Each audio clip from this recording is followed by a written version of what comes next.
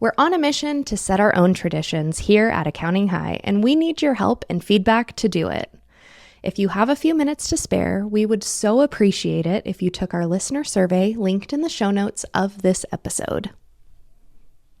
From the very beginning, back in 2020, I asked Tax Twitter, like, hey, what would you do? Would you go out on your own? Or would you work for someone else for a guaranteed paycheck? And everyone was like, go out on your own. Yeah, I owe it to Tax Twitter for bringing me here. Like, that's the only reason I'm on this podcast too. Circular 230. I'm so damn good that I'm feeling kind of dirty. Big brother gonna try the best to turn me, or the halls of power gonna wanna try and burn me. Cause I'm the best in the biz. Internal Revenue Code's got 1,000 loopholes. May I have your attention, please? Greetings, Accounting High. I am Frankie Scarino, your substitute for the front office lady. Are you interested in building your own accounting firm? Are you interested in building a following on social media? This episode had you covered to do both. This is a laid-back chat between Scott and the Tax Telegraph, Logan, Graf, CPA. They talk candidly about accounting firm ownership in the social media era. The social networks are a double-edged sword, but if played correctly, they can be a force for good. And speaking of force, they take turns playing Yoda and mentoring each other. You won't want to miss Logan's tips. I present Mentoring in the Accounting Multiverse. And listen close for an Easter egg from Scott's former employee turned rapper, Big Wave Dave. Are you interested in finding a pricing and proposal software built exclusively for accounting professionals? Well, you're in luck, as we have a special shout out to an app we think you'll love. Scott's accounting firm, Paget NC, is on the hunt for a senior accountant. So if you're an accountant looking for a place that puts an emphasis on client communication and finds fulfillment in helping small business owners achieve their dreams, then shoot over your resume to jobs@pagetnc.com. Sit back, relax, and open your mind. Get glad in a sentence. I repeat, may I have your attention, please? This is another public service announcement brought to you in part by Accounting High.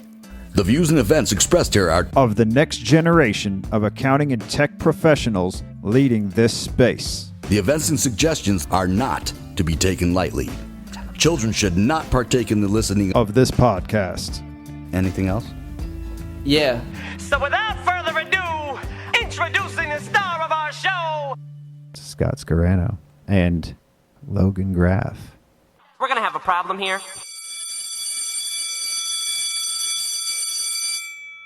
How's it going, Logan? What's up, Scott?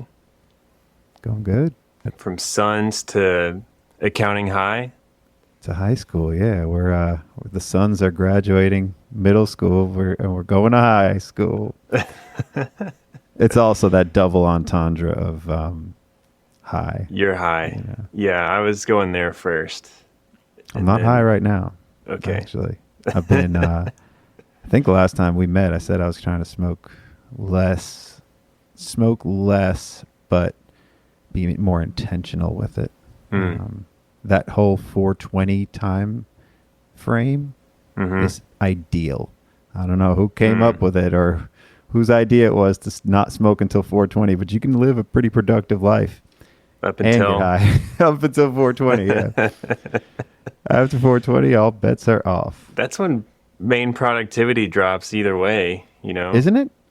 In the afternoon, it's just might as well not even do anything, just quit. Yeah. Well, I don't know. I'll be honest. When I used to spend a lot of time at the office and work, it's almost like I would get my second wind around that time, and I would just plow through the night sometimes, like doing tax returns or just trying to keep up with work, because that's when all the meetings stopped. You know, most meetings would end around that time, and then that was the time that all the work had to get done. Oof, I was a hustler, man. It was. I remember those days, the early days when it was just, you know, basically where you're at now, right? Start with the basics, right? Are you the son of a CPA? I'm not. I'm the son of a college-less parents. So they were definitely not CPAs. All right. So what made you decide to get your master's in accounting? Like, why did you do this of all things? Well, it's fitting that you're changing to accounting high because it started in high school. Ooh. And yeah, I had a teacher that really believed in me. I don't know. She she kind of raised me up, and I was in her accounting class and didn't choose me, but it's like, hey, you're decent at accounting. Do you want to join the accounting team? high school accounting team. She nominated me for teen of the year. And so who knows if I was really supposed to be an accountant, but when someone puts a lot of encouragement in you, I think that's what a big reason why I chose accounting is because I had a great teacher that believed in me in accounting. And I loved how the balance sheet, this is going to get super nerdy and no, get as nerdy oh my as gosh. you can. As nerdy as you can. That's what this is all about. I loved how the balance sheet tied out, and the income statement would flow to the balance sheet, and it was like a nice puzzle. You could always solve it. No matter what you were given, you could solve the puzzle. There's always a right answer, and there's always a things right that answer. have to fit. Yeah, from an It's not accounting ambiguous. perspective. Yeah, there's no well, it could be this or it could be that. But we can get into the tax stuff. Tax could get ambiguous sometimes too. So you were on the accounting team at Accounting High. You basically started Accounting High. You're the OG of Accounting High. Drive on Saturday morning to some school or wherever and take an accounting test. Sounds awesome, right? Well, to a degree, there's a lot of it's competitive in a way. Did you play sports too? Yeah. Yeah. So, this was a competitive sport, I guess. I mean, if you're competing, you can do, physical sports, you can do mental sports. You had the, people who had the decathlons, or what are they called? Debate teams and stuff. This was your accounting team. Early days, when you see that you have promise in something, I mean, most kids want to be an actor when you grow up. You want to be a policeman, you want to be a fireman, things like that. Nobody ever really says they want to be an accountant. I did when I was younger, but that was because my grandfather had a CPA firm, and I looked up to him. So it was and my dad was a CPA. Blake Oliver gives the example of some teacher thought he showed promise in the cello, and that's what he ended up doing to a large degree. You actually did something where you could make money. You chose a profession that could be profitable for you, right? It's turning out to be so where far. did you go to school? Where'd you grow up? I grew up in Austin, Texas, and then I went to school at Texas Tech because they had a good business school, the Rawls College of Business. So going through college, you majored. Did you basically stick with the same thing all the way through? I went in pretty much with the thought I was going to do accounting, and then I had no idea about taxes until maybe sophomore year when we took our first tax class. And then had a great tax teacher, professor, and then went the tax routes. Did you do college accounting, Scott? I did and didn't. So when I went to college, I majored in business. I was, on track for that. Mm-hmm. Then I decided to start my own business. I don't know if I have said this before, but I've started selling drugs. And I'm not proud of all of this, but most of my learning happened in business in real life. And I did fairly well. I made very good money. I mean, it's a very profitable business there too. Mm-hmm. But I got busted. I almost went to jail for 10 years. But then I went back and did accounting. I went to a different college, finished up my degree, got my degree in accounting. So it's almost like full circle back to what I thought I was going to do in the first place. I learned a lot on both sides of it, from the accounting view and everything else. Did you do accounting for your business?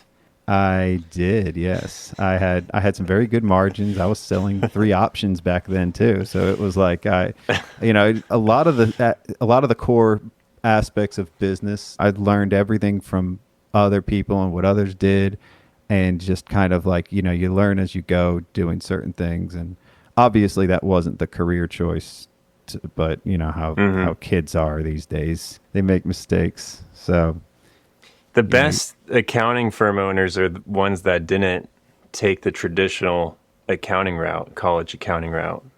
I have the theory that accountants make horrible business owners because we're not business savvy, and we're normally introverted and don't value ourselves very well. And so we price horribly and don't know how to say no. And let's get into other that, things. Yeah, let's get into that, because you're someone that I would have pegged you to be an introvert, yet you're out there. You're all over Twitter. You got a pretty large following on Twitter, and now you have your YouTube channel. I just rewatched your video, so I've already seen it twice. The one that's Which got one? about 2,500 views. Oh, you know, the one, it's got 2,500? your numbers. I don't think it was like 24. About? Something like that. About there. That's Yeah, it's getting awesome. there. It is awesome. It's so cool. So, and you're fully transparent on everything. My initial comment was on the introvertedness. So would you consider yourself an introvert? Definitely. Yeah. My online persona is an extension of myself, but it's more of like a extreme version of myself. So like a caricature. So Sure. if I were to be my normal self online, I don't think anyone would care. I would just be like everyone else. But I think a reason why I have a decent Twitter following is because I am kind of extreme in some ways, like very opinionated and outspoken, which I can be in real life. But, you know, my energy is completely drained if I'm around people all day. And I'll need to like hide and be alone from everyone if I'm around people all day. But I don't know, something about the internet. I love to post crazy things on the internet, and you know, I don't do it for the reaction. I do it because it's something I believe in. But if you get a reaction, it's a bonus. Yeah. Yeah. People So- listen too when it's a little more extreme. So when you go against the grain and you're different, so do you kind of lean in if you think something that's like most people would say, you probably shouldn't post that? Is that when you think I definitely got to post that? Like if it's something that's against the grain almost? I will be, I'm not afraid if you haven't. So I like, you know, you saw that video. I'm not afraid of posting my numbers. The dancing video? Oh I my saw gosh. The dance, one. is it the blinding lights one? Blinding lights. Oh, Yeah. It's straight from TikTok. Yeah. Straight from TikTok. I was going to ask like where the idea came from, and Most of those are like TikTok inspired. Yeah. Especially cool. that dance. It's just like, I got to do something and get a reaction from people and entertain. Well, because I love making people laugh. And so that's interesting too. It's like somebody that's an introvert, you probably weren't doing that stuff when it was in high school. All right, let's go back there. Were you doing things to get a rise? Were you like mostly quiet, and then all of a sudden you would say something, and then everybody's going to get a laugh out of that? Were you that introvert that would always somehow get a laugh? yeah, like the sneaky guy that would say something every once in a while, but generally didn't say much. Say or do something, in the odd frame. So yeah, that actually fits. That's pretty funny because I had a lot of friends like that too. We could always count on them to do something very clever or very quick-witted, but then otherwise they were super silent or didn't really say much, kind of observing, and then all of a sudden would do something super funny. So Yeah, that's me. Yeah. Middle school, got bullied, picked on, and so I had no self-esteem. And then high school, I started to get some self-esteem. And then it wasn't really till after high school to where I got more confidence. Yeah. To be more open. Do you attribute that to anybody? Did you take that away, or did you just kind of just grow into your own? That's a good question. I haven't really thought about that. I do kind of take some personalities with me as I go. Kind of latch on to certain people that I look up to, and will latch on to them and kind of steal some of their charisma or something like that, or trying to imitate them in a way if they do something that I like. The whole YouTube channel is probably because of Jason. Like, the confidence is from Jason. Like, if he never started a YouTube channel or never did his series on making better video, I would not have.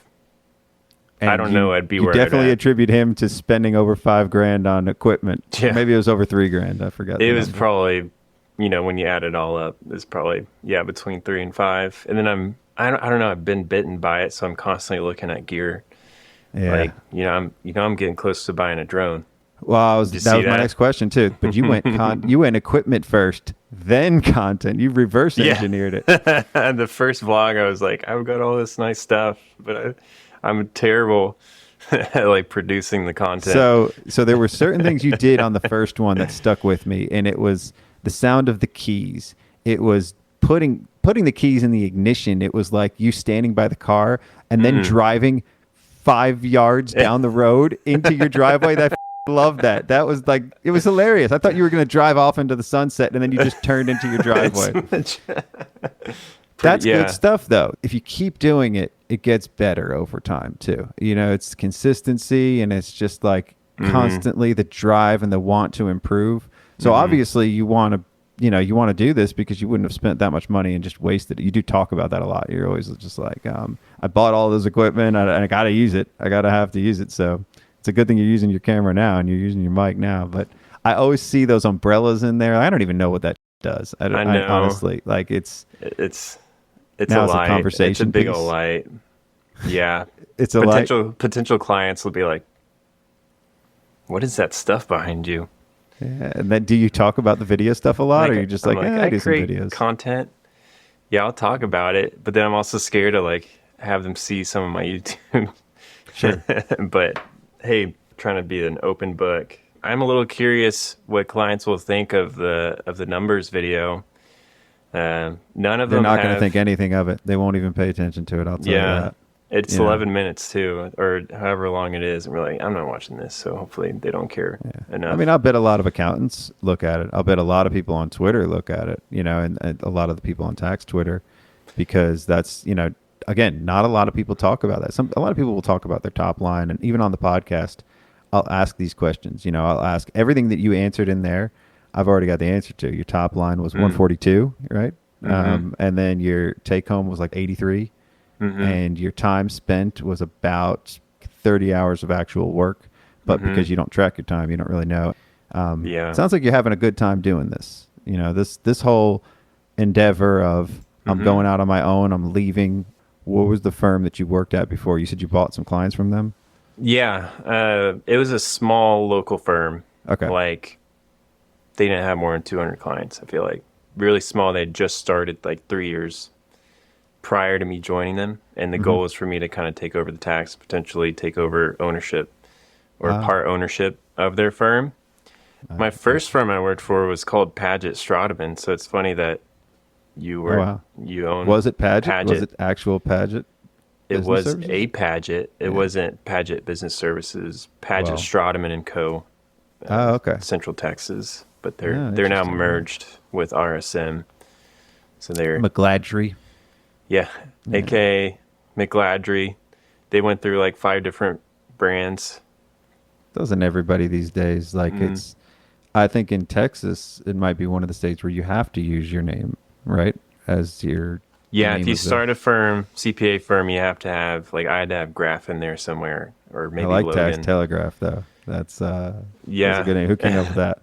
I did. I was just like, I don't know, it's when I worked for the previous firm that I bought clients from, and I was like, Graf.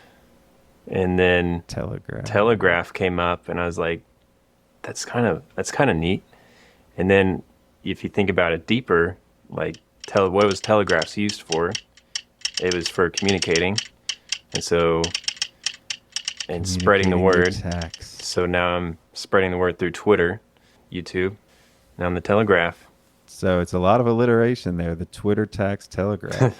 It's I love the alliteration. I love the branding stuff. This is cool.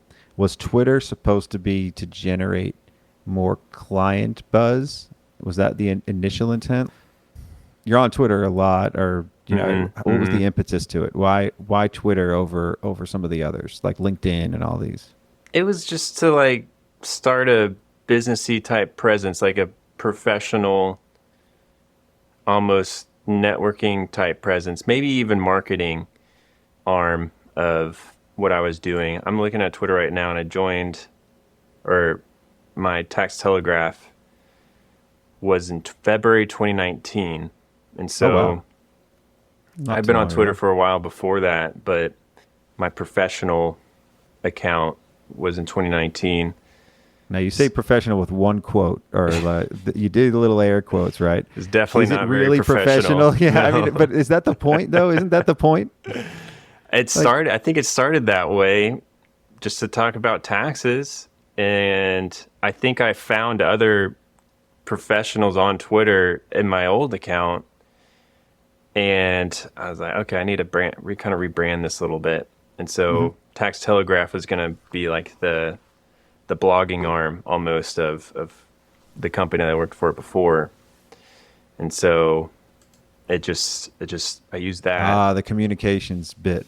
Yeah, that's how we're going to communicate to the clients and potential clients. And so started Twitter, and then it just kind of evolved into something else, like and now memes. it's spiraled upward. Yeah. Right? Yeah, it's like its own brand. But I would like you to know, Jason would like you to know, he hasn't posted about this, and I think because he's scared if he does that I'll get more followers again. Because for the longest time that you're gonna drop here.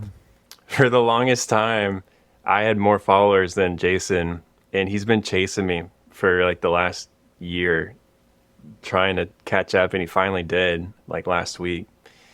And, Really? But he would text me, he's like, 35 to go. Or like 2 to go. That's awesome though. There's a competitiveness to it, right? It's like the competing that I was talking about, like the stuff in high school. Like it's almost like who's the alpha? Who's the alpha of Twitter? Who's the alpha? He's the alpha now. But doesn't it push you as well? If you know that he's chasing you, it makes you want to get more followers too. Time to do a campaign and just unleash, blow him out the water. Yes, but I was like, it was right when I was about to release my numbers video.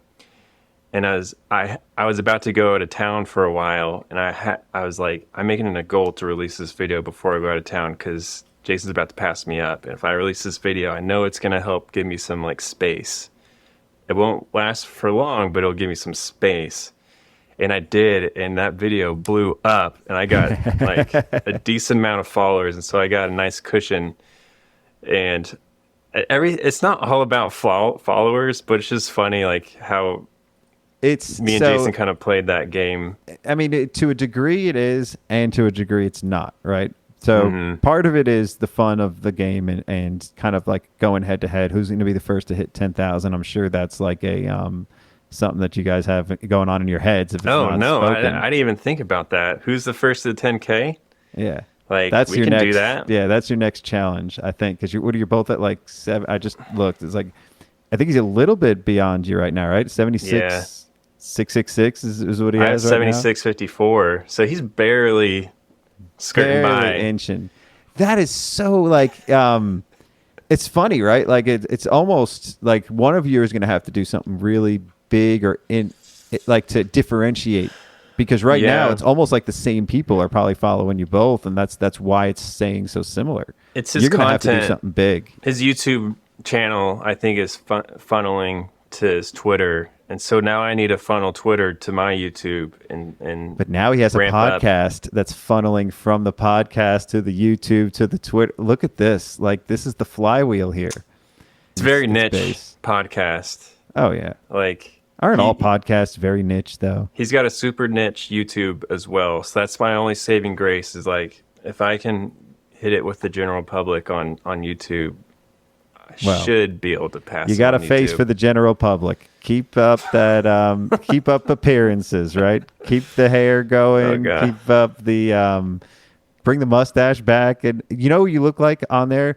Thomas Hayden Church. If you look at him with a mustache on one of his movies, definitely. It's almost like I feel like you took the picture from there. I don't know, you didn't, but He's- from the at He's a like glance. a very serious looking. He's a looking good actor. guy. I like the stuff that he's Yeah, in. that That's one. Okay, my Twitter. Yeah, I guess my Twitter profile picture is pretty Well, serious. yeah. So Yeah, let's not get off the rails here. So we've got the race to 10K. The YouTube. it's on. It's on, Jason. You're going down. Shots fired. The YouTube channel, though, like all of these things, part of it's fun, right? You say it's not about followers, but it kind of is. You got close to 10,000 followers. I don't know if you've ever even looked at it, but I'm sure most of your followers are, CPAs or generally in this whole, Yeah. venue. So there's a lot you can do with that to help others. Jason said he met you through Twitter, right? Like early days. I guess he was looking at your following and he, you must have had a big head start on him How too. can I right? use this guy to get? Oh, no. Did he just latch kidding. on to you? Is that No. what happened? He latched No, on to he you, and didn't. now it's almost like you latching on to him. No, I wouldn't say that. No, I'm he kidding. didn't. I'm yeah, kidding. we're busting him. I know. I was a busted big chops. Jason cheerleader from the start. I still am.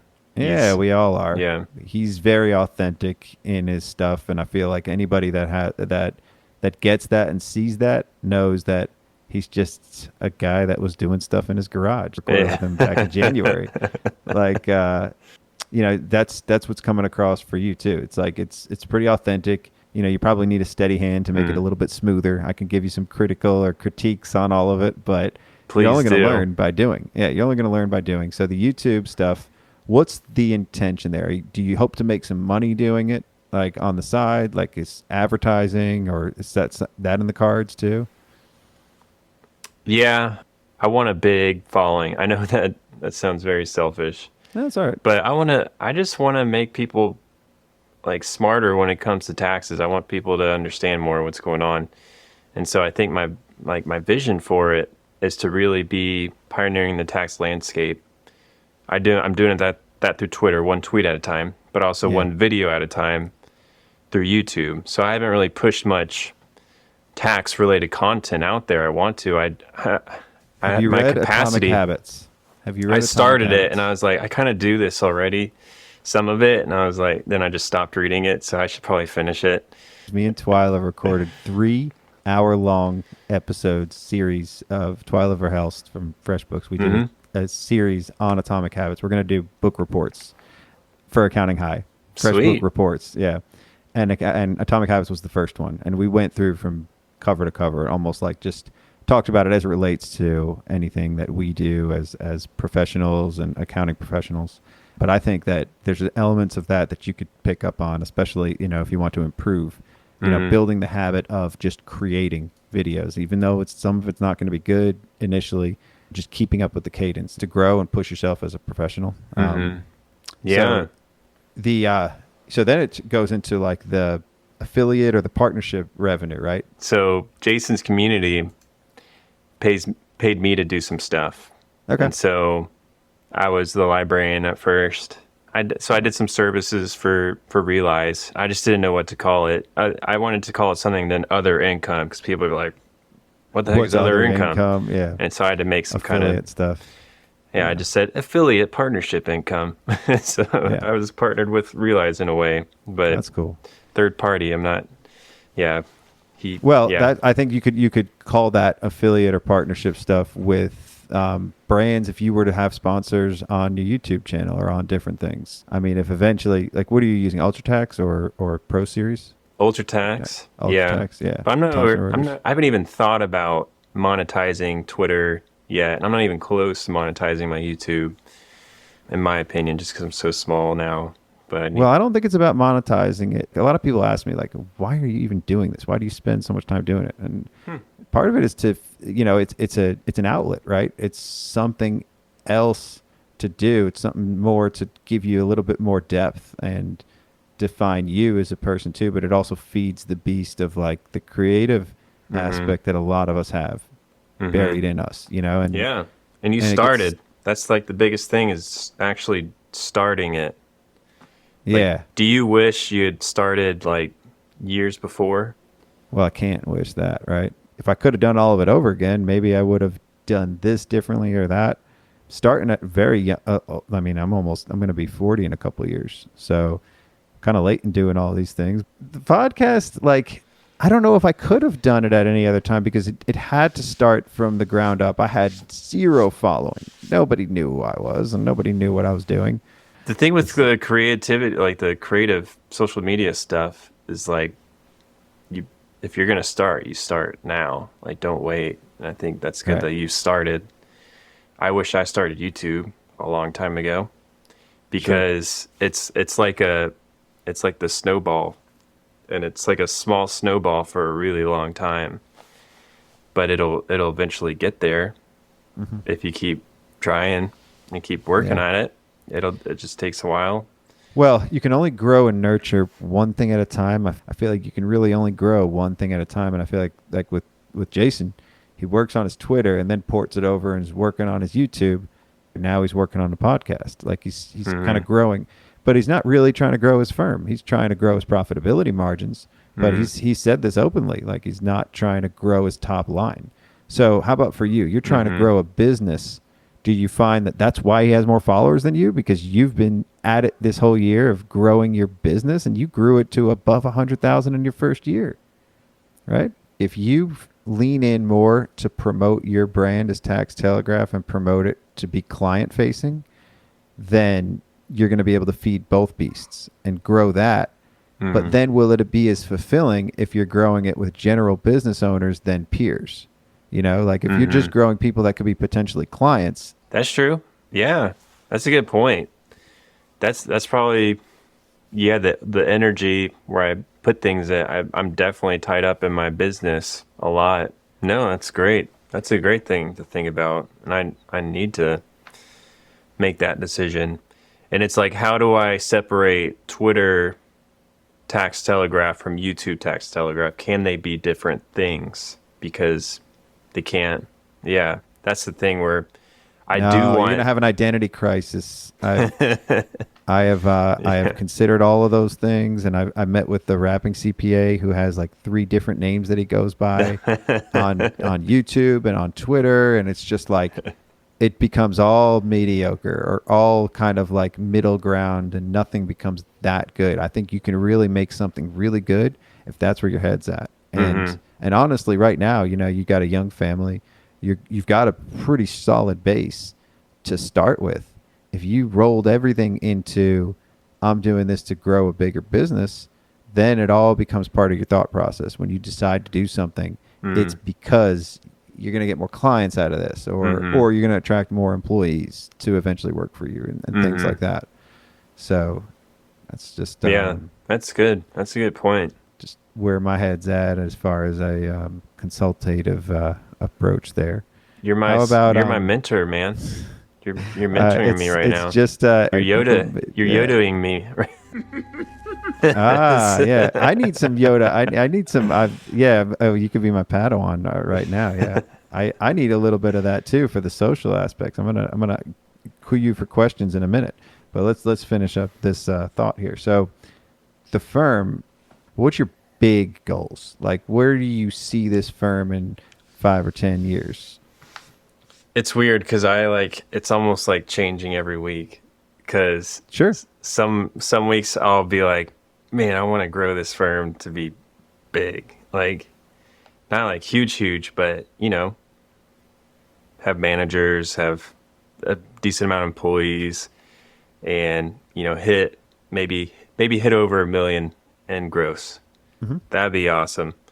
And then sometimes I'm like, oh God, that's so much work to get there. Like, I can coast right now and live a pretty decent life without all that. So I'm like torn between the two, because I do need to grow a little more on my business, but do I keep the faucet on, the fire hose on, and just grow, or do I just kind of like cap it and roll with, you know, kind of the solo, they call them like boutique firm now, or lifestyle firms, Do I Well, do it's I always run with been- that? Yeah, that's a cute Yeah. way of saying, oh, or that's somebody's way of saying, oh, that's cute. You've got a lifestyle firm, right? Like it doesn't feed your ego for sure. Like if somebody says that, it should be more of like a it feeds theirs, and in a lot of ways. So Yeah. if I could relate this to the guest we had last week, he articulated it similarly. And he's been at this for a little while. He just wrote a book too, and he's making a decent living, but he realized one day he talked to somebody who had a $1.5 million firm and asked them how much they were making. They were making about 200, give or take, 240, whatever it is. And then he realized he was making about that much as a solo lifestyle boutique firm. So if you frame it as being about money and not growing something, then you could be really happy just doing that and then grow other things too. Right. And then not have to worry about, because he says he's not a good manager, not a manager of people. I can say from my experience, I was not a very good manager of people early on. And my firm's at 1.5 million now. I'm currently making more than 200. I'm making about, I've already cleared 300 for the year. Awesome. So you have cleared 300K. And I haven't done anything Wow. this year either. And I've owned it for about 12 years. We got to 1.2 million, or we hit 1 million in 2016. So it was a lot of work, but it didn't take that long considering, with the tools that were at hand and then the cloud computing and what the software can do and the amount of clients you could take on. You're able to grow a firm to 1 million, and there's some good, decent playbooks and definitely plenty of people out there that have done it that could help you along the way. But it's a matter of, what do you want? Like, I think to me, it was feeding my ego to grow it to be this big and to have 10 employees, to do all of these things that I saw others doing that I wanted to do. Part of it was a sense of accomplishment. Part of it was feeding my ego. And now I've detached myself. I'm reading a book called Ego is the Enemy. And I think that's a killer book for me because I need it. I need it. Like and so just getting there and the run to get there was a lot of hours, a lot of time. I could have never grown an audience and grown a firm at the same time. So it's about, what do you get more fulfillment from, right? Do you get fulfillment, or is it just to make money? Is the tax thing and the growing the client base, is it to be a better provider for your home? Like, your wife doesn't work, right? So the same with me. My wife, has not worked since we've been together, or since our daughter was born, our earliest. So to me, it was always about providing, but I defined myself with the work, and I would work all hours. I mean, it was during tax season, it was normal for me to work all night, one night a week. Oh, wow.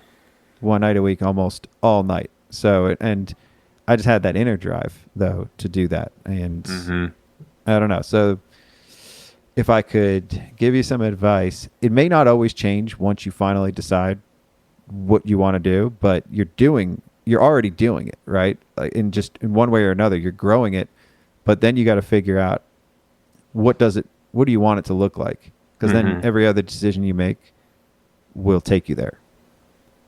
Right. So. Yeah. My goal is to make a decent amount of money with working the least amount as possible. All right. So it depends on how you define work, right? Like, because do you consider Twitter or the YouTube stuff work? No, that stuff is too fun. Too much fun. Right? Yeah. So what if you can make fun work? I don't know what that means, but that's where my head's at these days, is how much time do I want to spend actually working versus doing this podcast? And then when it turns into, wait, technically, like, that's work. And doing podcasts stuff is now kind of work. And I don't enjoy it as much when it's about the money. When it's about growing an audience or about having these conversations, like right now, this is not work to me. I could do this all day. I could talk all day. I could record 5 times a week and I'd be happy. If I could make money doing that, that's what I'd want to do. Yeah. So, you got to think about that. I'm going to be a YouTuber. I'm quitting my job. But you're not, though. You got to feed the beast, right? Like, I can't sell my firm because then I have no authority to talk to you about any of it. Right? I don't know. There's a lot of authority figures that that don't have firms. I've been there and done that, and now they're just... Yeah, but you're not at the stage where you've been there and done that yet, right? You're still learning to a large degree. Yeah. But what does being there even mean? Like, have you gotten to the point where, you know what, I could run a $300,000 practice, have an employee or two, maybe none, and still be happy and still do the YouTube stuff? That gives you a lot of authority because you're still practicing. Right. You know? Yeah. Like Jason has authority because he's, the partner of a big firm. Mm-hmm. Mm-hmm. And he always, that's what feeds his ideas. That's what feeds the beast for him, is practical examples of things. Mm-hmm. If he wasn't dealing with the IRS and all kinds of crazy would he have come out with the video that it was like the funny stuff that we all deal with all the time about IRS agents? If he didn't have people knocking on his door trying to interrupt him and people clients calling him, he wouldn't be coming up with these videos, right? That's true. It's a duality of being able to balance both too, and tip our hats to him for being able to do this. Making it seem effortless. It's not effortless for sure, and I think you know that. Yeah. Like some things might come easy initially, but then the road to 10,000 is not easy. Yeah. And I'm just going back to the 10,000, the 10K, the road 10K, to 10K followers. Once you pass that, doesn't it become a K on the Twitter, like number of followers, and it'll say 10K and it won't list out the whole 1,000? Maybe. That might be for million. I don't know. Might be for 100,000. I'm not sure. Dude, yeah. Stay tuned. I told Jason there's one thing I have left to try to surpass him. And what is it? It's like, how can I use my body to bring more viewers? But then I don't know if I want to go there. Well, if you go there, then it has to be tongue-in-cheek. It's got to be a sleight of hand where it's a joke. And that's what makes it good. If you do it seriously, then some people will be turned off by it. And I mean that as a complete joke. I am not serious. I'm not being... No, I need the people listening to know, I'm not that person. I've been working out since I was 15. I have to work out. I'm a skinny guy. If I don't... Oh, really? Yeah. Oh, wow. Yeah. So you got to keep up with that, though, too. Doesn't it get a little flabby if you don't work out? Once I turned 30... It's harder. Became a dad. How old are you, Logan? I'm 31. 31. All right. But once you turn 30, it's you really tell your metabolism is slowing down because you're like, oh crap, the stuff that I ate during the weekend is now showing. I'm sorry we're talking about this on your podcast, on your accounting podcast. So we talk about everything but accounting on my podcast, especially when I'm host. Let's talk about accountants and bodies. Yeah. Well, that's not the intention, but it's always what ends up coming out. Let's talk about the typical accountant's body. So my other tip for your YouTube channel is going to be, you got to lean into the funny. There's a balance of education and entertainment that I'm trying to tap into, it's a delicate dance. It's a tightrope walk of how can I keep it entertaining so people don't get bored, but also provide valuable content. And to me, that was always in the co-host or the guest. I think ours is we're just around for an hour here, but it's been fun. But it's, I enjoy the conversation, and if I enjoy it, then I would hope that listeners do too. My idea is to have a deep conversation that's going to keep them engaged, and they feel like they're in the room too. It's an asynchronous conversation. People may listen to this and then come up to you later and then say, oh, and then talk about it like they're familiar with it. And if it's something that you said, you know what they're referring to. May I have your attention, please? Is that Nicole? Hey, Scotty.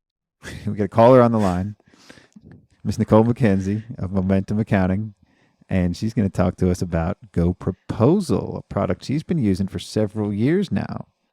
Yes, I love GoProposal. It changed my life. It will change your life because literally you're going to make more money. Price consistently and end scope creep. GoProposal is the only pricing and proposal software exclusively for accountants and CPAs. There's tons of proposal softwares out there, but it's actually a pricing tool. You can price based on a client's revenue range or the number of bank accounts, the number of employees. Since we brought on GoProposal, I've been able to delegate sales to someone else on my team. It's really easy to put it together proposal in like 5 minutes. They say on average, members experience 33% increase in profits by using their pricing tool. Nicole, did you increase your profits after you started using GoProposal?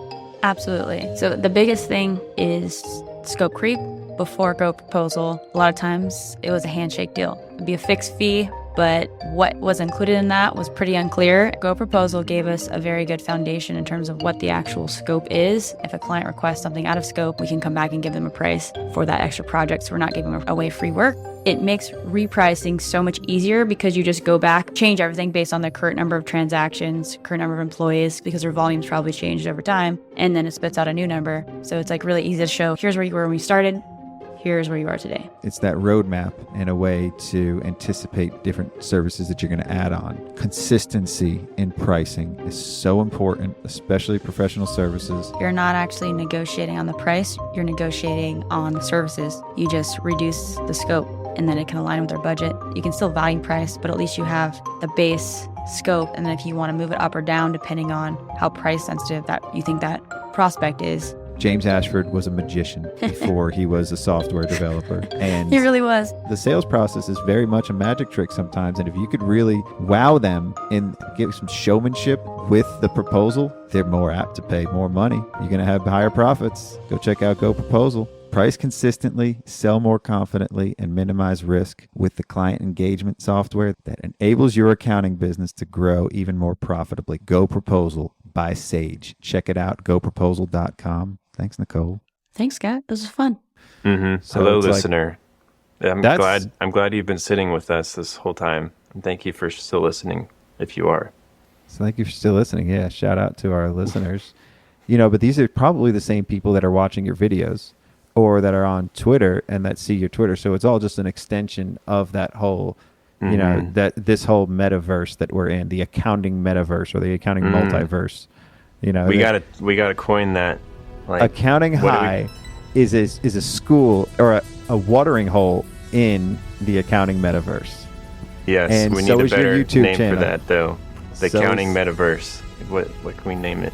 Then it's the accounting multiverse. In this accounting multiverse, you can learn from your peers. You can go. It's kind of like going to a conference. And in this case, you go to this podcast or this YouTube channel to learn how to use Airtable or whatever other stuff that Staats is doing this week, right? Everybody's got their places that they can go to learn different things, whatever suits your fancy that day. If you want to see Logan's numbers, go to his YouTube channel. But that's practical for somebody that's working at, let's say, a larger firm that has just had it up to here, tired of it.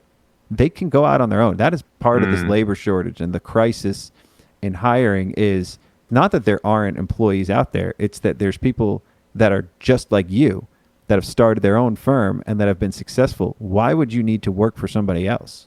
If you could do this on your own, and it's not easy. You've spent a lot of time in sales now, and you're doing things that maybe you were uncomfortable doing, and maybe some accountants and some CPAs, like you touched on this earlier, it's not easy for them to get in front of a potential client and try to sell themselves. It's like a form of prostitution for them. They don't want to sell themselves and try to sell their abilities because they've worked their whole lives to have that master's in accounting and to have that CPA. Why do I have to prove to you who thinks, oh, my taxes are easy?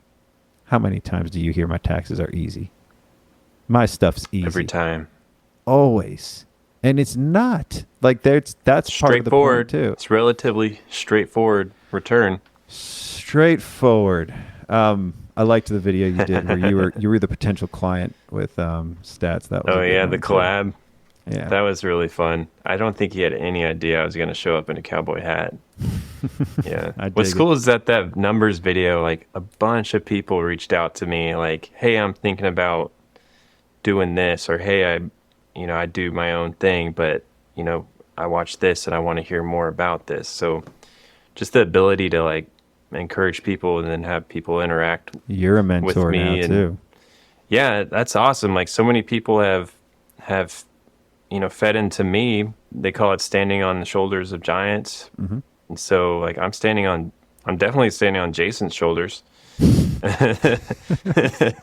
He's gonna love that. I know he listens to that. He's gonna absolutely love. I don't need to because I'm taller than him, but but yeah, That's like the so one many people. thing you'll always have on him. He'll never catch up to you on that.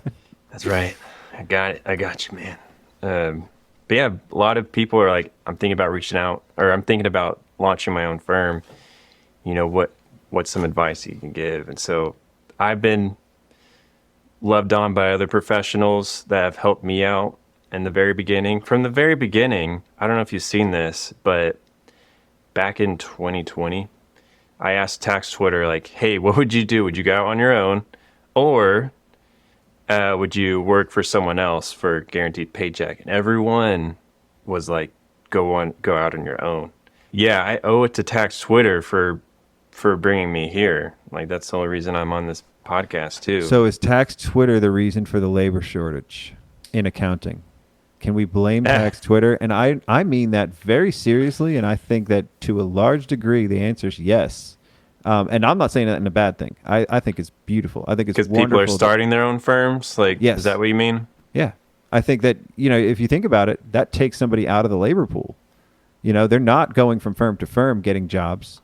Mm-hmm. That immediately takes somebody out. Now there's still the service. The service is there. If you need accounting services or tax services, there's plenty of providers. But for the regional firm that would have hired you after you left the one firm that you left, if you left there and went somewhere else, mm-hmm. they don't have you in that labor pool anymore. And Tax Twitter is a breeding ground, is the watering hole for a lot of these solo firms. Since I've been on I've only been on for since January. And the more and more I'm on, the more I can see that a lot of these are firms that are just like you on there, and this is their... It's like the incubator. Tax Twitter, to a degree, it's like the watering hole, and it's the one thing that I hear a lot of secondhand is Tax Twitter, people are always complaining about their clients. Care to speak on that? Like, what is that? Is that part of the whole watering hole, and like the grounds where we're safe? We can talk about anything here. Because some people come in as a third party and they're like, why are y'all complaining? Like, I think I saw something, man. I'm sure you see it too. What is all that about? Yeah, it can get kind of toxic. I think we just become an echo chamber with each other. And, we are in it for 3 months of the year, and we need an outlet to like release all this stuff that's happening to us during the day, all this client interaction, just because it can be stressful. We just need a vent. But I understand, like, sometimes it's not okay to vent and completely rail on a client. So I'm guilty of that tremendously. I've done it over and over again. I've deleted a lot of tweets talking about clients, and I'm trying to be better on that. Mm-hmm. I think once you start to get into this negativity spiral, like it feeds other negativity, like from other people. And it's all of a sudden, it's just like, oh, I can't, like, this is overwhelming. Like, guys, we need to chill out and be more positive because it can get like pretty dark real fast and it's not, I'm not pointing fingers at anyone. I just understand because of our environment, but like it just feeds off each other. Negativity, like, will feed off each other. And like, I do think we could probably be a little more chill on that regard. And on Tax that Twitter. note, that's why you put out the fun videos though too. And that's why you do that's why there's people that are a beacon of hope for Tax Twitter. Like, I focus on the positive. I've found Tax Twitter to be overwhelmingly positive because I don't focus on the negative, but I feel like that's what ends up in my feed now too. So if it's somebody that would focus on the negative, that's all they're going to see. And if that's what entertains them, or that's what keeps them going, and that's what fuels them, fuels the fire, right? Doesn't fire fuel fire, and it gets even stronger? Same thing with positivity too. If you're overwhelmingly positive, And some people don't like positivity. Some people get annoyed by it, and they're like, "Why the is this guy always so happy? Like nothing ever shakes him." You know. I can just be pretty cringy with those videos. The dancing, it's pretty cringy. Yeah, like, well, oh, look you're at that. Talking to the king of cringe here.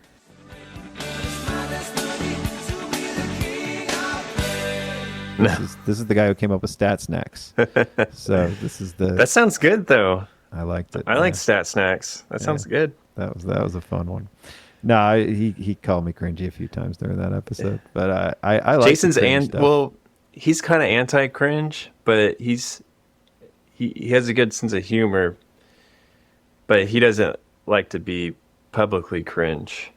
I'm like his cringe side or is like I'm not afraid to show that. You're the cringy half. I'm the cringy half. Yeah. Like So, Jason has a line.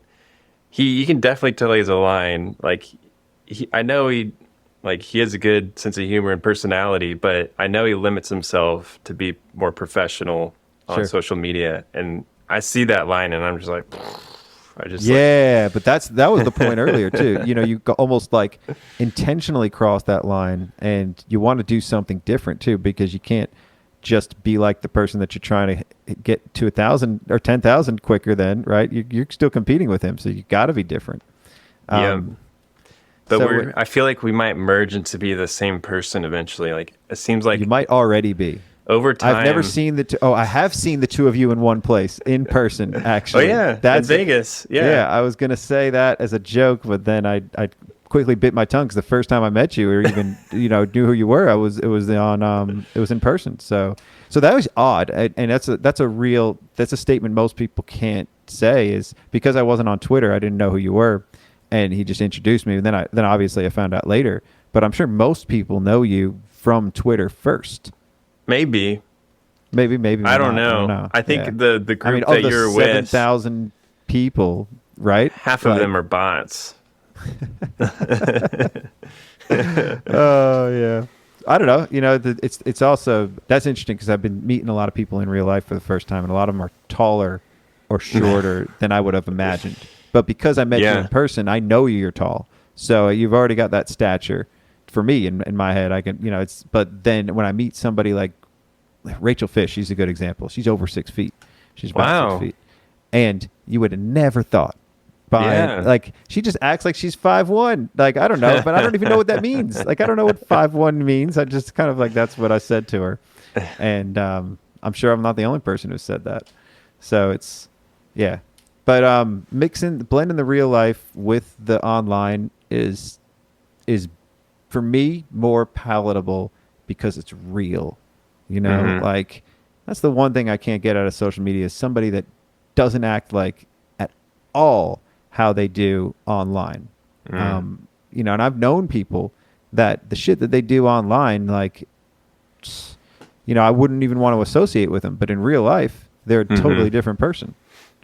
Yeah. So I don't know if you've experienced that before, but the online stuff. It's, I can't be someone else. It doesn't work. Yeah. Well, you can only be you. We were talking about goals. I guess you're still trying to figure that stuff out, right? Yeah. Yeah, Scott. Like, where am I headed? Where do I want to go? How much should I grow?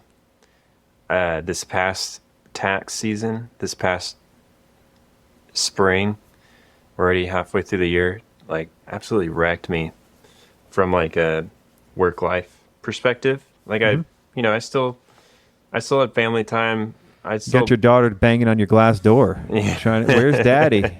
I know. I still had Sundays pretty much off, but like, I worked a good day on Saturday. You got to appreciate the fact that understand that you are still working from home, and that is a totally different experience than working as much as I did at my office.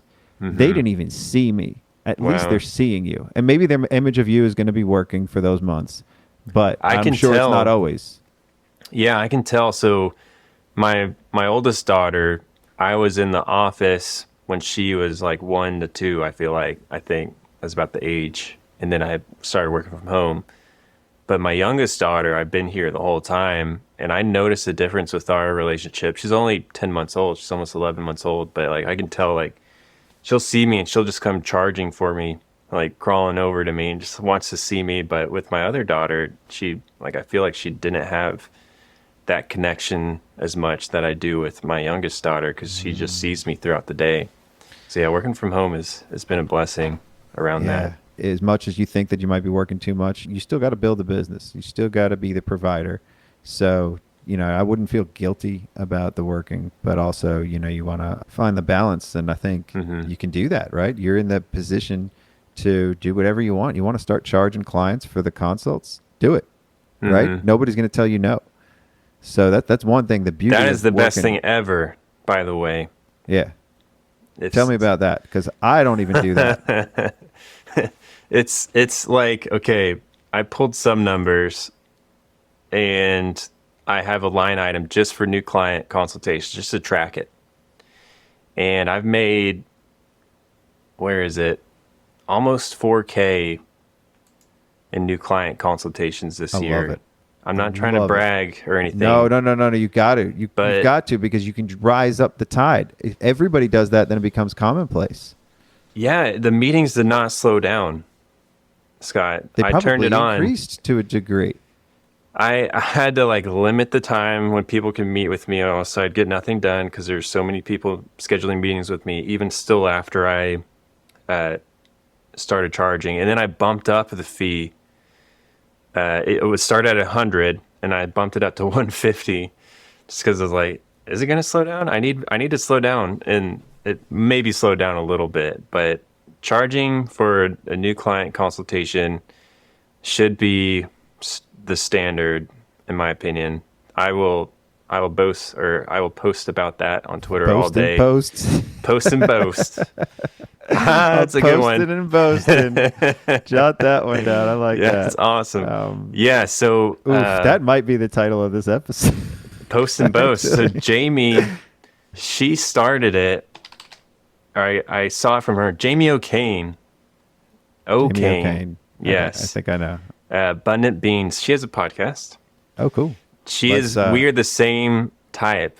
We're both type 1s. We figured out, and we're like the same personality, like kind of frank.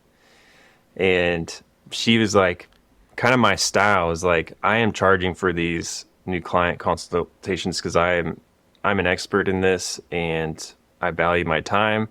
And if you don't, I don't want to work with you. And so she has she's pretty niched out. I think she works with vets specifically, and she charges a lot more for her new client, but she does a lot more. But I still reviewed past 2-year tax returns, and we meet for 35 minutes, and that's a good value in my opinion. I know the client determines that when they sign up, but I will see things in their return that would say that was wrong. And so you just got a good value for knowing that return was wrong, prepared incorrectly. And like between January and April, that's another topic. Like, should you even be meeting with new clients between those dates? Just because it's chaos that's the reason time. You put up the paywall, to think that you might slow it down. Yeah. And be more intentional with it. I love the paywall idea. Like, this is, I could talk about pricing and all that for days, and I think we can get into there. But, I think the value yourself. Yeah. Part of it is too that you definitely weed out all the people that are going to be kicking the tires early on. If you made it $500, because I don't do that anymore, but I definitely did to a large degree charge. I think we were charging $300 for any initial consult, and then we would apply it to something later after if they decided to come on. But if they don't, that's it. It's no refundable. We're not going to return it. But that was only to also control lead flow, because we were getting too many poor leads. So we wanted to basically make sure their money was green. A lot more yeses. I'm trying to make it to where almost all the people that see me, it's a yes, that we're a good fit. So I have a lot of filters before someone gets to me to make that happen. And that's one of the filters. Like, are you willing to pay someone $150? And if you are, then so all do right. you have it? Do you have a Calendly, or how do you have these? Yeah, it's tell set me up. about that process. Do you have a type Yep. form or a calendar? What do you do? So I have a type form on my website, and they fill out this form, and all the answers get shot into Airtable. It is all scored there, and then they'll get an acceptance or rejection email, completely automated. And the acceptance email has a Calendly link, and then they'll click on it. The acceptance email basically says, "Hey, thanks for your time. We're a great fit. It sounds like we may be a great fit. You know, we charge for this initial consultation. Here's why. Here's the reasons." And they click on the Calendly link, and it takes them to Calendly, and then they have to pay through Stripe to schedule a meeting, and it's awesome. Like, oh, I love it. It's so this cool. is such a great. You've got me at the edge of my seat with this process. It sounds so great because all inspired by Jason. I don't even have a good way of categorizing or rating things. What happens is we have an algorithm built in there based on certain criteria. So if they answer 3 questions wrong, so I basically did it all on the front end. And if they answer things wrong, it doesn't even give them a calendar meeting. Yes. So we ask, what are the 3 top qualities that you look for in an accountant? So it's like randomly generated each time. It lists 20 qualities, and they have to pick 3 of them. One of them is low pricing. The other one, there's another one that's buried in there that's will bend the rules, and then another one that's like just kind of like makes them seem very demanding. Like if they picked it, and I forgot, I'd have to look it up. So if they pick 2 of those out of all the 20, it kicks them out. So I do something very similar, but it's not as like awesome. So I just say order these, and they say it's integrity, quality, or price, and I tell them to order them. Or which one? That's just like what I do. Integrity is one of the ones that's picked most on the type form. Or if it is picked of the top 3, it's like accountability, integrity. So this is cool. Like you're basically. But I want to add like. Do you I'll prefer share my type form. Yeah, I'm going to get rejected. All listeners going in there would go to our contact form on our site. It's PagetNC. I wonder if random people on Twitter somehow find my website and like call me. Well, you wouldn't know, right? If they do a fake number or fake name. Yeah, because I'll just get voicemails that are just completely silent all the time. So here's the thing. On the... Maybe that happens. I don't know. Or some breathing. They'll just be breathing. Yeah. It could just be Jason. It could just be him trying to piss you off. But he's somebody on Twitter, so there's that. So, your initial process and filtering through clients that way, you are going to only deal with qualified leads, which increases your capacity to handle them to begin with. And also, it makes it easier for you to have a conversation with somebody because you're dealing with a base level of intelligence and humanity for the people that do make it past those certain gauntlets, right? Like somebody that's willing to pay $150, which isn't that much, but there's a lot of people that think $150 for a tax return, right? Like your early prices, that was what you were charging for a return, wasn't it? It was like $400. Okay, yeah, but it's more than a 25%. It's like a third. Like my new client consultation fee is like a third at least of my first fee when I started out. So, yeah. Yes. All right. Well, this is all just kind of feeding into becoming the model firm, right? And it's going to be constant feedback loops, and the fact that you're already interacting with a lot of people on a high level, people that have been doing this for a while, that only makes you better, but it also helps you identify the people that you can help, people at the early stages. Because even though you've only been at this alone for a year, a year is a long time, especially if you immerse yourself in the social realms of social media and you connect with the right people. It could feel overwhelming. Do you ever get that sense of overwhelm sometimes? Yes. Last summer was that. I was like, I want to do more than just tax work. I want to do business accounting work too, like CAS stuff. But I was like, I have no idea where to start. And there's so much to do. There's all these softwares everywhere. I was like, I got the paralysis, like, what's it called? Like Analysis paralysis. yeah, it's just like I like froze and just couldn't do anything. I couldn't like progress just because I was like I feel you. I was Yeah. like I don't know what to do next. And I was almost luckier in that sense because not everything was out back then when I started. So it was easier. It was less overwhelming because we had majority of our clients were tax. And then we started to do more, and we didn't even call it cast then. It was just still write-up work. We were doing cash basis, a lot of cash basis bookkeeping for the tax return. And our client base now just consists of 110 clients, 105 maybe, and that's it. They're all paying us over $800 monthly. So it's about over $800 a month. And that's my whole business pretty much. Then there's some that are paying like $1,200, $1,500 depending on the client. But that's, they're, to a large degree, it took a lot of time and a lot of churn to get there too. So if you're intentionally taking on the right clients, I don't know how I shifted over to this, but you're talking about feeling overwhelmed. God, it happens all the time. For me, like it happens all the time. That's why I don't focus on the firm as much. And that's why I feel like I can be an assistance to people, because once I do get back into that, I'm going to want to do 12 different things to improve the firm. So when I do put my head in there, it overwhelms the team. My staff doesn't like it when I want to change things. Like I wanted to, dive into doing more forecasting. That means we got to do more accrual-based books. That means we got to start doing more cash flow forecasting, and then I got to hire new people. And there's just all of these steps that the first step along the way is trying to get somebody to change how they do what they do. If I want my employees doing forecasting and looking at cash flow, they're going to have to be a lot more analytical and inquisitive with people. But accountants generally want to give answers, and they want to, they want to be the ones that say, here's what you should do, or this is what already happened. And not here's what you should do, but here's how much you owe this year, or here's how much you're going to owe, and these are facts. This is the tax law. This is what you can't do. It's reactive. Yeah. Yeah. More than proactive.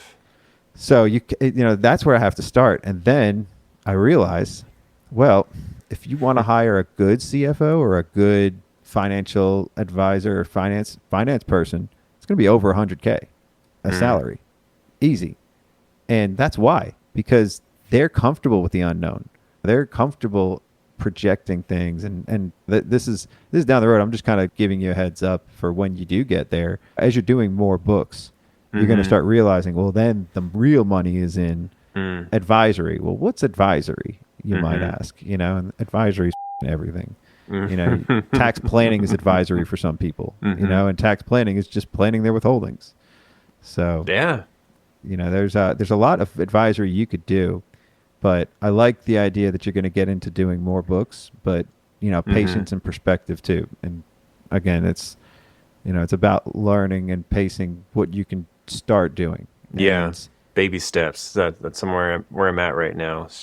Baby but you steps. want to look at your base and make sure that you're building the right base too. Like if most of it's individual tax and you enjoy doing this and you like doing it, you want to keep doing it, it's hard to do two things at once. Like for you to just be growing a tax practice and then growing a bookkeeping practice, your tax practice is going to suffer a little bit, right? Like we talked about, like the growing one or more than one thing at a time. So yeah, there's a lot to be said there. Let's scope back out. So who should I follow on Twitter, and who are some good guests that could come on? We've been talking about her already, Jamie. Actually, I got Garrett coming on, Garrett Alexander. Oh. He reminds me of you. I was going to have him come on the same episode as you.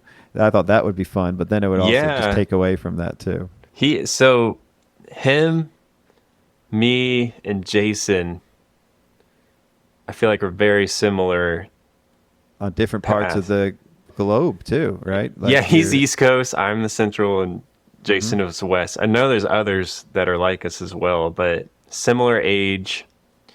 We have families, growing young families. We have our own firms. And he came from like a similar situation where he was working at a firm and then, started his own. And he's doing it with a partner. He's awesome. Yeah, Garrett's cool. I want to hang out more with Garrett. He said he might come up here and do it in person because he wants to get high with me. So that would be fun. I'm going to be Rogan. So I got I got an aspiration to be like Joe Rogan and just invite people to come on, and they have to fly to me, and we'll do it in person. So I bet people would fly to you. I hope so. That's an Yeah. aspiration. So stay tuned for that. That's going to be the accounting high. I'll be the proctor. I'm looking through my feed of anyone that's popping out. So what could I do to grow my following on Twitter? What are some tips? Yes. Be an extension of yourself. It's kind of what I talked about earlier. So be yourself, but also don't be normal. I think I got that covered. Both yes, of those. you are. Yes, definitely. You have your own voice. That's for sure on Twitter, which is awesome. Don't be afraid to stir the pot a little bit. Okay. Be a little controversial in a respectable manner. Do things that get other people's attention. Post a lot of memes. Memes, really? Just meme it up, man. So what do you do to make memes? How do you make a meme? It just comes to you, and all of a sudden, like once you're like in the meme verse. I feel like I make a lot of real life memes. So I make a lot of jokes. Jokes are memes, right? Like all I got to do is put a background of a picture and words to it, and it's like cartoons. So memes are funnies, are Sunday strips. Our Sunday cartoons. It's coming around full circle. Like, yeah, that's what memes are. Like, you'll start to think in memes. It's like messed up once you're around memes enough. Got to do more memes because my trailers are too long. I don't even think people are watching my trailers. All right, they don't get as much push. But I'm trying to drive more traffic to the podcast. So if I can drive more traffic to the podcast with a meme from the guest, maybe I can make a meme of this episode. And really, it's just a comic strip. Like if I had it's just facial expressions and like general human understanding of a situation, and then relate. My best posts are when people relate to you, are relatable.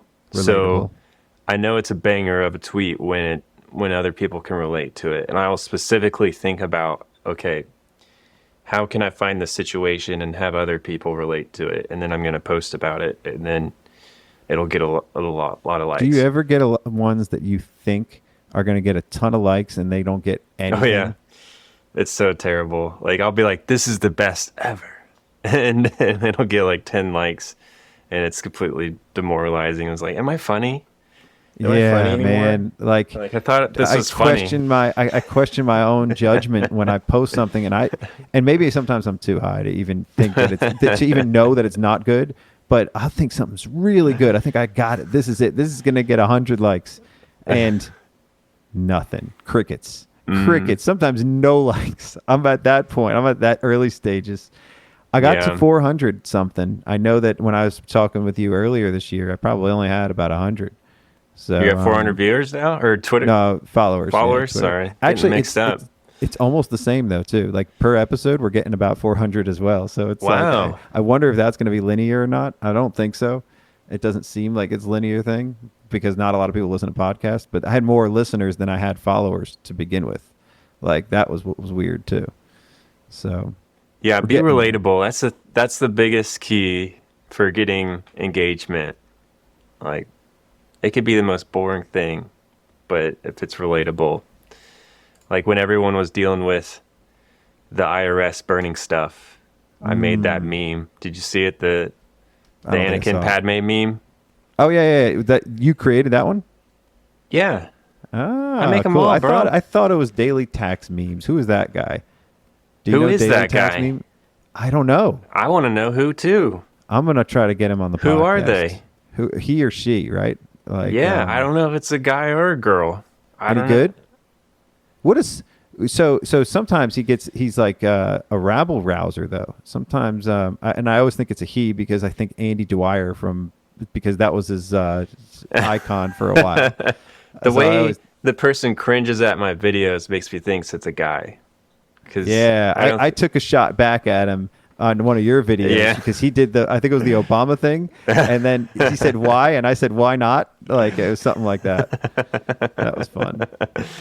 That would be an interesting person because I know they own their own firm. Maybe they'll just use a voice changer the whole time. So because if what if they're a I'll allow well-known it. person? I'll allow it. Yeah. They may be a well-known person in the community, and they're just have an Anon account. So Yeah. Anon. That's what it is too. So yeah, So I got a lot to learn. I'm gonna keep trying to grow my following. For any listeners out there, people follow love memes. Tax Telegraph and Get a follow drone. Scott Scarano. That might help your followers. Is it really going to help my followers? A drone? I don't think know. I think you should get the drone. I think I wanted to talk about it, but I'd actually like to see you do something with it first and actually get it. Did you even buy it, or did you just I take don't a have picture one. and try to get a poll? You were at the store the other day. Yes, I was at Costco last Friday, and I was like, "There's a drone," Yeah. and so I took a picture of it. Well, you are what you pay attention to. You're probably paying attention to it more. And that's one want thing that one. Stats doesn't have yet, right? He doesn't have a drone. But once you get one, you know he's going to get one. You I know don't he'll know. do it. He'll do it. I don't know if he will. He's going to have fun with that. He's got to master the podcast world first. He just bought a bunch of podcast equipment, so he's got new He mic. probably and everything. should though. He probably should get a drone. Oh yeah, that would be awesome. That would be dope. He's got 2 cameras. Yeah, I'm gonna get a drone. That'd be awesome if I had it in time for Vegas. I don't know if I'm going to Vegas yet, but I'll be there. we'll have to I'll be hang out there. if I do go. Could you fly drones in Vegas? I'd probably get in trouble if I was flying a drone there. It seems like it'd be I'll bet sketchy place. You definitely could. If you got a hotel room that's out on a hotel, nobody's going to stop you, dude. You could do it from the hotel. That would be amazing. That would be so cool. I mean, you'd have to risk the loss of it because the wind could take it. You know, yeah. the wind Yeah. could take it from that high up there. But then again, it could be worth it. It could be worth getting some good shots of Vegas. Think about that. That actually would be a really cool idea. That would be cool. Well, keep it going. Keep up the hard work. Keep up the good work. We definitely went longer than I thought we would. So Sorry. Don't apologize. Some It'll of be a this 20-minute video. Yeah. There we go. With what's There we go. actually worth it. Yeah, you're out Yeah. there. You put yourself out there. I love it. That's why I reached out to you. That's why I wanted to have you on. I Thanks, think man. We had a good conversation here, and It was fun. Appreciate you coming on. Yeah, We'll have to have you on again. I need to hang out more. Thanks, Logan. All right, have a good one.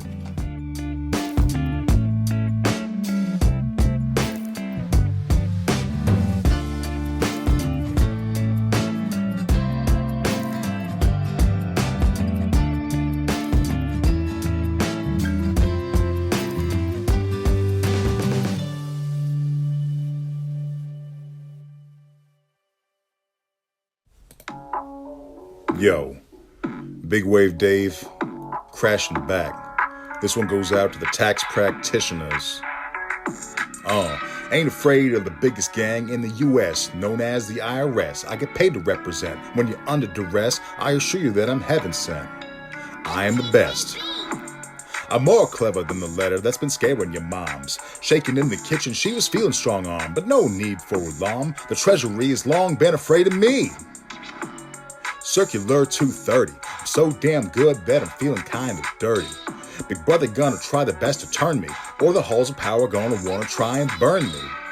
Cause I'm the best in the biz. Internal revenue codes got 1,000 loopholes, and I got 'em memorized tabulated. When you get that refunded, be elated. Crying Big Wave Dave, I didn't want to tell you I was kind of afraid. I didn't want mother getting locked away. How did it turn out that everybody's getting paid? I told you, I'm that good. Share the wealth, spread the money around. Ain't afraid of the biggest gang in the U.S., known as the IRS. I get paid to represent. When you're under duress, I assure you I am heaven sent. I am the best. Ain't afraid of the biggest gang in the U.S., known as the IRS. I get paid to represent. When you're under duress, I assure you I am heaven sent. I'm the best. Big Wave Dave, taking care of your tax problems.